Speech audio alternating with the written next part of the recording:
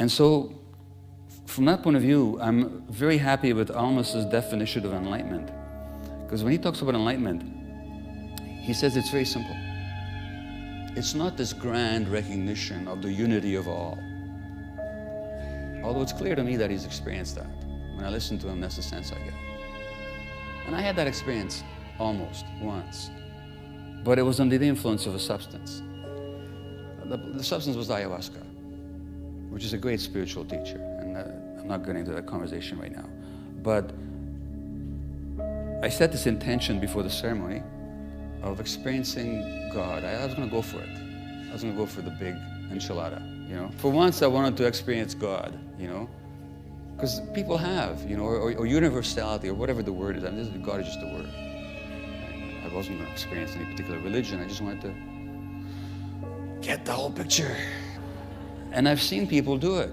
I've been in retreats where people have these spiritual experiences where they really get the connection, you know, the love, the beauty. And anyway, I did the ceremony, and I had the influence of the teacher, ayahuasca. No angels, no staircases, you know, leading up to the heaven. No trumpets in the sky, nothing. Okay? I missed it again.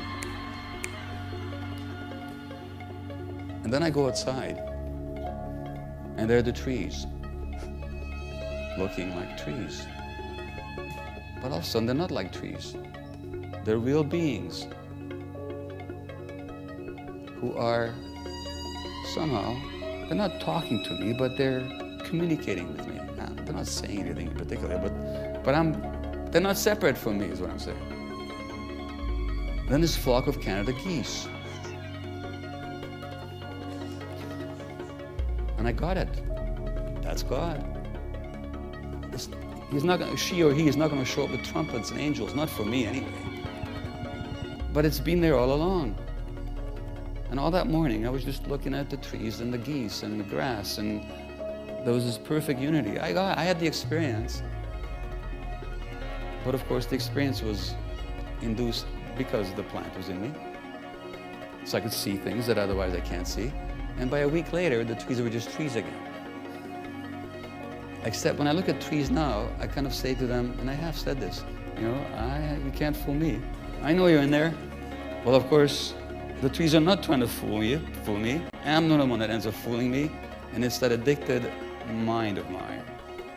And so Alma says that the enlightenment is not really this big experience. All it is, if for a moment you cannot be controlled by your mind, by your personality, then in that moment you're enlightened.